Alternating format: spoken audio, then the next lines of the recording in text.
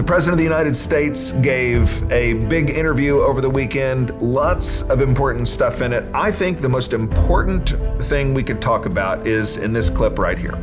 We have to come together, but to come together, there's only one thing that's going to do it, and that's massive success. So it's hard to come together when you have some people want a closed border and some people want an open border. Some people want men playing in women's sports.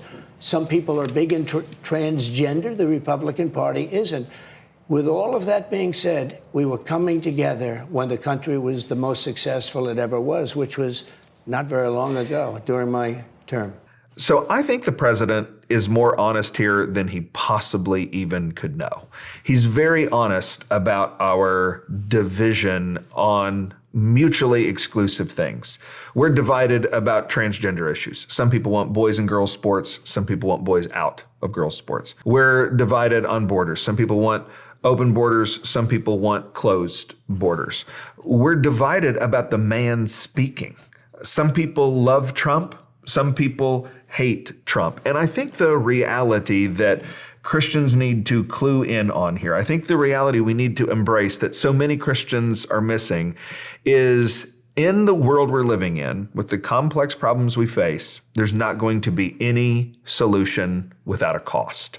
There's not going to be a perfect solution that's going to make every single person happy. If you take boys out of girls' sports, you're going to have a lot of people feeling like they can't be their true selves. If you put boys in girls' sports, you're gonna have a lot more people feeling unsafe.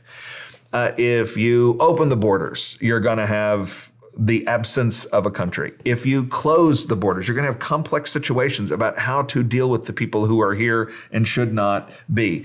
Trump himself creates his own problems. Listen, one of the things we're really honest about at First Baptist Church that I've been really honest about is that Donald Trump is a profoundly flawed person. You even saw it in some of the clip where he's arguing about numbers and he's just boastful and braggadocious and he can be coarse in his discourse. He can seem uncaring. But all of that for Christians makes sense when you realize that there is no solution without a cost. We believe that.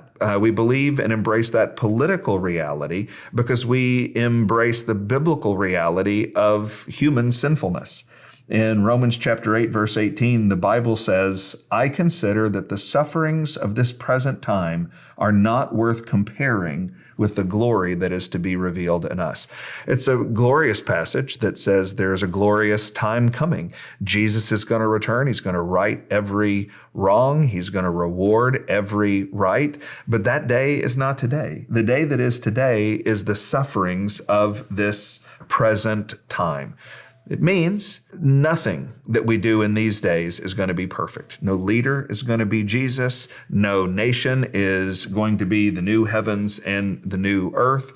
And the reality is we will never have a perfect solution. But we don't need to settle for chaos. We don't need to be resigned to a disaster that doesn't work.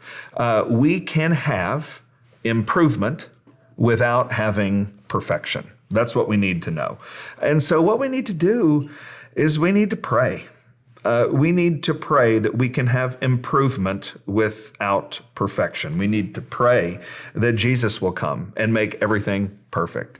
And while we're waiting on Jesus to bring perfection, we need to pray that an imperfect president can help us improve. There's going to be costs affiliated with that. There's going to be costs associated with that. Nothing this side of heaven is going to be perfect, but I think the president was right when he said, hey, the way to unity is with success. We need to move away from chaos and pursue policies that are going to work. And if we can pray that that will happen, we're all going to be winners.